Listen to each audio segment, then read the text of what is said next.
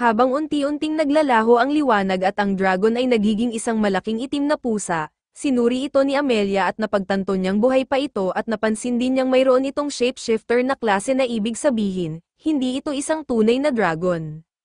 Matagal na niyang pinaghihinalaan iyon dahil alam niyang ang totoong dragon ay hindi basta-basta matatalo ng ganoon kadali. Naunawaan ni Akira na ginagamit ni Amelia ang kanyang World Eye upang makuha ang impormasyong iyon mula sa pusa. Nagtaka si Amelia kung bakit hindi niya iyon ginagamit ng madalas at inamin ni Akira na masyado pa siyang mahina para makontrol ito. Pinaniniwalaan ni Akira na kailangan pa niyang pataasin ang antas ng kanyang kakayahan bago niya ito ganap na makontrol. Pinayuhan siya ni Amelia na gamitin pa rin ito kahit hindi niya pa kayang kontrolin para masanay siya rito. Nagkamalay ang pusa at inihayag ang pagkadismaya nito dahil natalo lang siya ng mga batang walang karanasan sa pakikipagsapalaran. Nagulat si Akira na nakakapagsalita ang pusa. Ipinahayag ng pusa na isa siyang matalino na nilalang na nilikha ng Demon Lord, hindi isang karaniwang halimaw na gumagalaw lang ayon sa instinct at sinermonan siya ni Akira dahil sa labis na pagmamataas nito kahit nasa mahina itong kalagayan. Hindi alintana ng pusa kung anong gagawin ni Akira sa kanya, ngunit humiling ito ng ilang sandali upang may parating ang mensahe ng Demon Lord sa kanila at sa pamamagitan ng katawan ng pusa. Nagsalita ang Demon Lord at iniutos kay Akira na magtungo sa volcano at ito ang lupain ng mga demon. Ipinahayag din itong hihintayin siya sa kanyang kastilyo at nabigla si Akira dahil kilala pala siya ng Demon Lord. Naisip niya kung paano nalaman ng Demon Lord na nasa loob sila ng labyrinth at inamin ng pusa na wala siyang ideya dahil ang mga iniisip ng Demon Lord ay higit sa kaya niyang maunawaan. Humiga siya sa sahig na may pakiramdam ng ginhawa matapos magawa ang kanyang tungkulin at tinatanggap niyang mamamatay na siya sa kamay ni Akira. Ngunit tumanggi si Akira at ipinapaalala ng pusa na lahat ng demonyo ay kalaban ng mga tao kaya hindi inaasahan na magiging mahabagin siya. Subalit tugon ni Akira na wala siyang pakialam sa ganoong bagay, at idiniin niyang hindi lang naman mga demonyo ang nagiging masama at pinayuhan siya ni Amelia na hindi sila makakalabas sa silid hanggat hindi namamatay ang boss o ang manlaban dito. Ipinilit ng pusa kay Akira na patayin siya ngunit tumanggi si Akira dahil mahilig siya sa mga pusa, lalo na sa mga itim na pusa dahil maganda ang balahibo nito at kaya nitong makipag-usap at di tulad ng ibang halimaw. Inakala ng pusa na tinutokso lang siya ni Akira at sinubukan na pigilan ito ngunit nanindigan si Akira sa kanyang sinabi. Sigurado siyang may iba pang paraan upang makalabas sila at biglang nagkaroon ng ideya si Amelia. Iminungkahi niyang kung gagawin ni Akira na familiar ang itim na pusa at mawawala na ito bilang boss ng labyrinth. Ipinaliwanag ng pusa na hindi ito praktikal dahil ang ritual para sa kasunduan ay nangangailangan ng pambihirang kontrol sa mana. Hindi niya pinaniwalaan si Akira dahil sa tingin niya ay wala pa itong sapat na karanasan upang makabisado ang ganoong uri ng kontrol, ngunit tiwala si Amelia na kakayanin ito ni Akira dahil nalinlang na nga niya ang pusa noon gamit ang kanyang environmental mana control. Nagtanong si Akira kung ano ang mangyayari kapag nabigo siya at sagot ng pusa ay maaaring pareho silang mamatay. Nagpasya si Akira na tanggapin ang panganib ngunit nag-alala si Amelia dahil parang napakadali lang para kay Akira na ipagsapalaran ang sarili niyang buhay. Iginiit ni Akira na napagdesisyonan na niya ito at tinanggap ng pusa ang kanyang pasya dahil wala naman siyang pakialam kung mabubuhay pa siya o hindi. Nainis si Akira dahil tila hindi man lang pinahahalagahan ng pusa ang buhay nito at sagot ng pusa, alam niyang wala na rin siyang silbi kahit mabuhay pa siya. Hiningi ni Akira ang proseso ng ritual at inutusan siya ni Amelia na magsimula sa pagbibigay ng pangalan sa pusa. Ipinatong ni Akira ang kanyang kamay sa pusa at pinangalanan itong Knight, dahil sa maganda nitong itim na balahibo. Sinabihan siya ni Amelia na ipapatong ang kanyang kamay sa paa ni Knight at ilipat ang kanyang mana dito. Binalaan din niya ito na mag-ingat dahil wala nang ikalawang pagkakataon kapag nabigo siya at tiniyak ni Akira na hindi siya mamamatay. Sinunod niya ang mga tagubilin ni Amelia at ipinatong ang kamay sa katawan ni Knight at sa sandaling iyon, napunta ang espiritu ni Akira sa isipan ni Knight at nakita niyang bumabagsak siya sa isang bayan na nilalamon ng apoy. Doon niya nakita si Knight na nagwawala at sinubukan na pigilan ito. Tumalikod si Knight at binato siya ng isang fireball at naibsan ni Akira ang karamihan ng pinsala ngunit nasugatan siya sa balikat. Bumagsak siya sa bubong ng gusali sa tapat ni Knight at agad na tumayo muli. Inutusan siya ni Knight na bunutin ang kanyang espada at patayin siya at dahil iyon lang daw ang tanging paraan para makaalis sa kanyang isipan. Iwinasiwas ni Knight ang kanyang paa at nagpalabas ng enerhiya na sumisira sa gusali na kinatatayuan ni Akira. Tumalon si Akira sa ere upang makaiwas sa pagguho ngunit tinamaan pa rin siya ng hampas ni Knight. Ang katawan ni Akira sa totoong mundo ay nagpakita ng parehong pinsala na may bakas ng sugat sa kanyang tainga. Bumunot si Akira ng mga patalim at inihagis kay Knight dahilan upang maniwala si Knight na handa na talaga siyang lumaban. Sa puntong iyon ay sumugod si Akira kay Knight at inilabas ni Knight ang kanyang matutulis na kuko upang ipagtanggol ang sarili, ngunit sinadya ni Akira na siya ay masusugatan. Nagtaka si Knight kung bakit patuloy na ipinipilit ni Akira na huwag siyang patayin na gayong iyon ang pinakamadaling paraan para makalabas siya. Sagot ni Akira ay hindi niya papatayin si Knight dahil alam niyang ni si Knight ay ayaw din siyang patayin. Ipinapaalala ni Knight na isa siyang halimaw ngunit hindi ito alintana ni Akira at alam niyang sawang-sawa na si Knight sa pamumuhay bilang isang halimaw. Ipinangako ni Akira na aalagaan niya ito at bantayan upang hindi na muling makapaminsala gaya ng nakita niya sa mga alaala nito. Nagbago ang anyo ni Knight at naging isang maliit na pusa sa bahay at agad itong umupo sa mga bisig ni Akira. Bumalik si Akira sa totoong mundo at agad na lumapit si Amelia upang tiyaking ayos lang siya at umupo si Akira at hinaplos si Knight. Ang marka sa noo ni Knight ay nagbago at tumugma sa simbolo ng kasunduan sa kamay ni Akira. Nagkamalay si Knight at ipinakita ang kanyang tuwa para sa magiging kinabukasan nilang dalawa at biglang lumitaw ang isang bilog ng teleportation, at nakahinga ng maluwag si Knight dahil gumana ang kanilang plano. Sabik nang umalis si Akira ngunit alam niyang hindi pa kayang gumalaw ni Knight kaya't nagtanong siya kung ano ang dapat gawin. Ipinaliwanag ni Knight na hindi mawawala ang teleportation circle hanggat hindi ito nagagamit, kaya umiling siya ng ilang minuto upang makapagpahinga at makabawi. Iminungkahi ni Amelia na gamitin nila ang oras upang mas makilala ang isa't isa. Mabilis na pumayag si Knight dahilan para biruin siya ni Akira dahil bigla na lang siyang naging palakaibigan na gayong kanina lang ay napakamahiyain niya. Samantala ay dumating naman ang iba pang mga bayani sa bayan ng Yamato. Nagulat si Tsukasa dahil hindi niya inaakalang totoo pala ang mga balitang umiiral ang bayang iyon.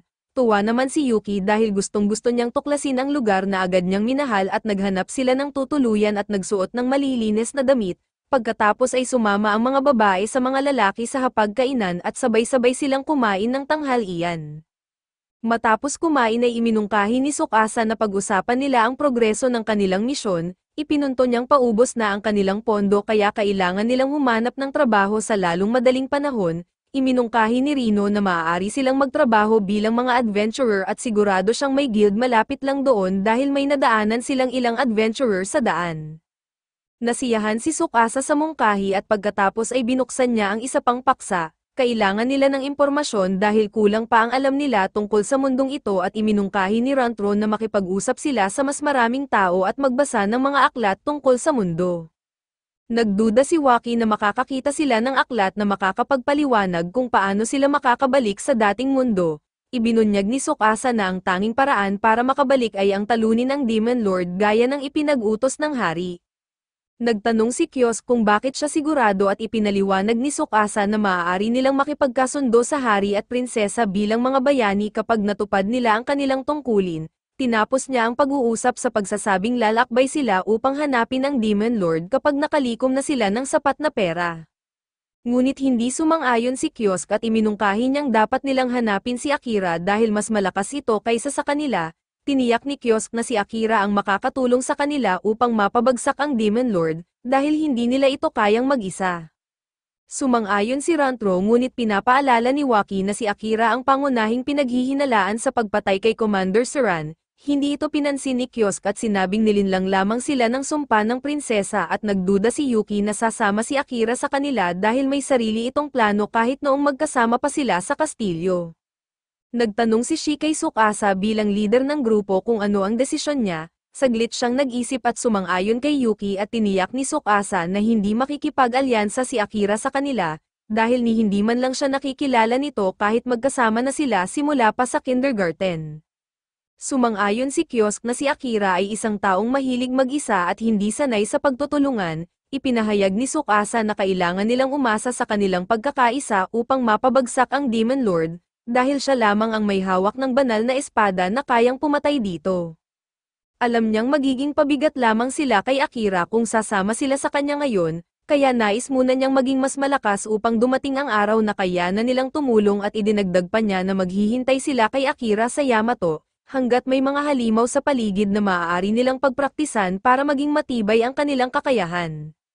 Sang-ayon ang lahat sa plano ni Tsukasa at agad niyang inutusan ang grupo na magsimulang kumilos, samantala sa kuweba ay isinalaysay ni Amelia kung ano ang nangyari sa kanya bago pa niya nakilala si Akira. Ikinwento niyang siya ay ipinatapon mula sa kanyang lupain at nakatakas lamang sa mga mangangaso ng elf na nagtangkang patayin siya.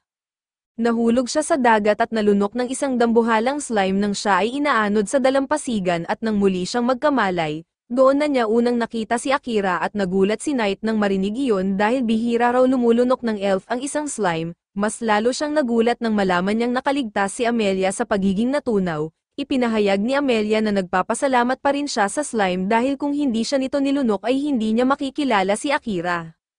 Pinilit ni Akira si Amelia na bumalik sa kanyang bayan at ayusin ang lahat sa kanyang mga kababayan. Ngunit sinabi ni Amelia na wala na siyang tahanan at naniniwala si Akira na maaari pa rin siyang makipag-usap sa kanyang kapatid, pero tumanggi si Amelia at iginiit na hinding-hindi na maayos ang kanilang ugnayan.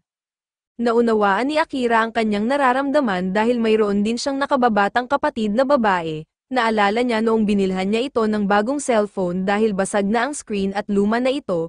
Pinagalitan siya ni Yuri dahil sa pagtatrabaho ng sobra at sa kawalan ng tulog para lamang makabili ng regalo na hindi naman niya hiningi.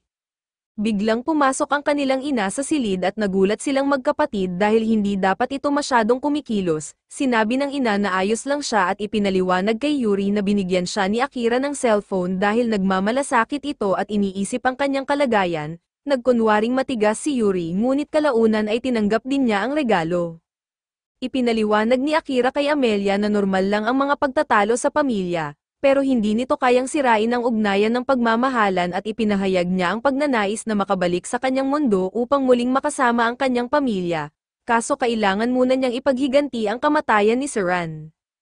Napakalakas ng kanyang galit at natakot si Amelia at nilapitan siya ni Knight upang mapakalma ito at binalaan si Akira na kontrolin ang kanyang emosyon, humingi ng paumanhin si Akira sa kanyang pagiging agresibo. Upang mapapagan ang loob ni Amelia ay nagpa siya si Akira na makipaglaro kay Knight katulad ng ginagawa niya sa mga pusa na ligaw sa kanilang lugar. Umalma si Knight at sinabing hindi siya katulad ng mga pusa na ligaw, ngunit hindi siya pinansin ni Akira at ibinaon ang mukha sa malambot nitong balahibo. Pinagalitan siya ni Knight dahil sa kanyang pagiging mapaglaro at ipinapaalala niya kay Akira na kapag namatay ang isa sa kanila, mamamatay din ang isa dahil sa kanilang kasunduan at alam ni Akira ang tungkol dito. Ngunit hindi siya nag-alala dahil maaari siyang makipag-usap kay Knight sa isipan anuman ang layo nila. Medyo nagselos si Amelia dahil tila mas malapit si Akira kay Knight kaysa sa kanya at pagkatapos magpahinga, nagtipon silang tatlo sa harap ng teleportation circle at tinanong ni Akira si Knight kung saan ito patutungo, ngunit inamin ni Knight na hindi niya alam.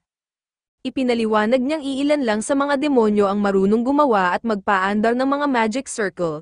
Napaisip si Akira na kapag natalo niya na ang Demon Lord ay hihilingin niyang gumawa ang mga demonyo ng sarili niyang teleportation circle. Ipinahayag naman ni Amelia na narinig niyang ang mga asol na teleportation circle ay dinadala ang gumagamit sa lugar na nais niyang puntahan. Ngunit kung sabay-sabay silang gagamit nito na isa lamang ang pagkikilanlan ng bilog, hindi nagustuhan ni Akira ang ganoong kondisyon dahil hindi nila malalaman kung saan sila mapupunta. Sagot ni Amelia na hindi mahalaga kung saan siya mapunta basta't kasama niya si Akira. Napangiti si Akira at napaniwala sa sagot niya kaya't sabay-sabay silang pumasok sa bilog. Naisip ni Akira na gamitin sana ang bilog upang makabalik sa kanyang mundo, ngunit agad niyang binawi ang ideya dahil ayaw niyang bumalik sa ganitong kalagayan. Sa isang iglap ay nailipat sila sa unang kontinente at ito ang lupain ng mga elf. Natutuwa si Akira sa layo ng kanilang narating ngunit biglang nagpanik si Amelia dahil hindi pa siya handang bumalik at mula sa kagubatan, isang mangangaso ang biglang bumaril ng palaso sa kanya, pero mabilis na nakareact si Akira at itinulak siya upang makaiwas. Muli itong nagpaputok ng palaso kaso sinalubong iyon ni Akira ng kanyang patalim, mabilis niyang nilapitan ang mangangaso at tinatakot na pupugutan ito ng ulo kapag muli pa itong nagpaputok at dumating sina Amelia at Knight upang tulungan siya. At agad niyang nakilala ang mangangaso bilang si Liam. Sinabi ni Liam na hindi natahanan ni Amelia ang kontinente dahil hindi na siya kinikilala bilang prinsesa, Binalaan niya itong magpatuloy sa pagtakas kaso sinuntok siya ni Akira at nawalan ng malay dahil sa kanyang walang tigil na pagsasalita. Nagpasalamat si Amelia ngunit sinabi ni Akira na wala siyang dapat ipagpasalamat dahil napapalibutan sila ng mga kalaban. Nang lingunin ni Amelia ang paligid at nakita niyang napakaraming mangangaso ang nakatutok ng palaso sa kanya. Lumabas mula sa kagubatan si Kiko at nangakong ipaghihiganti ang mga kasalanan ng kapatid, hindi niya raw hahayaang makaligtas ito tulad noong huli at napagtanto ni Akira na nagkamali siya sa paniniwalang ang pamilya ay laging nagkakaisa, dahil ang alitan ng magkapatid ay mas malalim at mas madugo kaysa sa inaasahan niya.